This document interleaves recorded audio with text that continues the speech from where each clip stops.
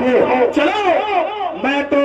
تلاش ہی کر رہی تھی آج تم آ گیا ہو مہینوں کی برسوں کی یاد کو تازہ کرتے ہیں چلیے ہمارے روم میں چلیے گھر میں بھی کوئی نہیں ہے مرثد ابن ابی مرثد نے کہا کہ آیا ناک میں اسلام لا چکا ہوں اس نے ہاتھ پکڑا کیا باتیں کرتے ہو حضرت مرثد ابن ابی مرثد نے اس کے ہاتھ کو چھڑایا اے ناک ان ہاتھوں نے اب محمد رسول اللہ کے ہاتھوں کو چھو لیا ہے اب حرام چیز چھونے کے لیے تیار نہیں اے ناک اب میرے ہاتھوں کو ٹچ مت کر اس نے داڑھی پکڑی چہرہ رکھ دیا اے آنکھوں سے آنکھیں ملا کر بات کرو وہی مرثد ہو جو میرے بغیر رہتے نہیں تھے جب آنکھیں ملانے کی کوشش کی تو مرثد نے نگاہیں پھیر لی کہا ان آنکھوں نے جناب محمد رسول اللہ کا دیدار کر لیا ہے ابھی آنکھیں کسی حرام شے کی طرف اڑتی بھی نہیں ہے اے اللہ اللہ سے ڈر جا کہنے لگی مجھے تڑپا رہے ہو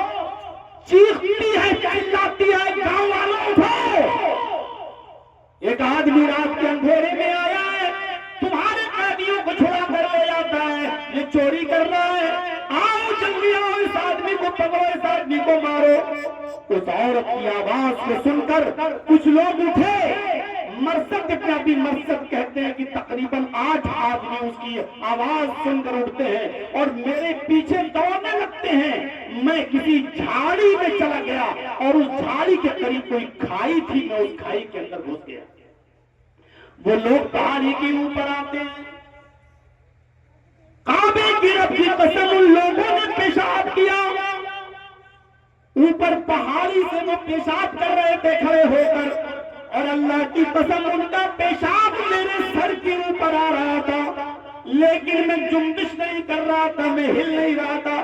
اگر ہلتا تو ان کو میرا پتہ لگ جاتا اللہ نے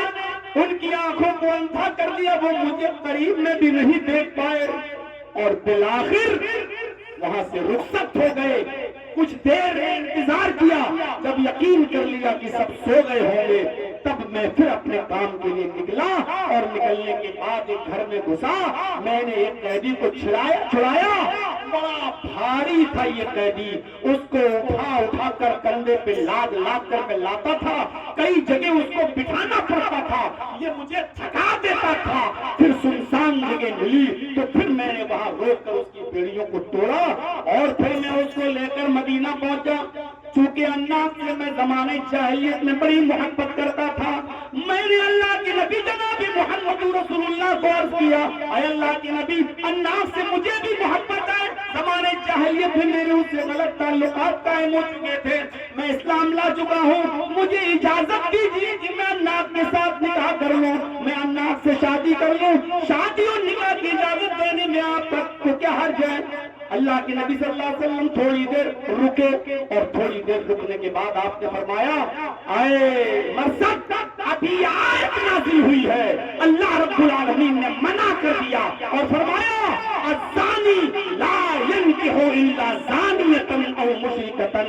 زانی زناکار کی شادی کسی زانیہ عورت سے ہوتی ہے یا مشرکہ عورت سے ہوتی ہے اور تم تو ایمان لا چکے ہو کسی مومن کی شادی زانی اور بدچلن سے نہیں ہوتی ہے یعنی اللہ تعالیٰ نے منع کر دیا ہے کہ الناس سے شادی نہیں ہو سکتی ہے لہذا تم الناس کو بھول جاؤ اللہ کے نبی کی بات مان لیتے ہیں حضرت مرثد اور الناس کو بھلا دیتے ہیں اسلام لانے کے بعد یہی تو قربانی ہے کہ اپنی چہیتی اور محبوب چیز کی بھی قربانی دے دی جائے لیکن اسلام کو ہاتھ سے نہ جانے دیا جائے میری ماں اور بہنوں تمہارے کانوں میں اگر میری آواز جا رہی ہے تو سنیے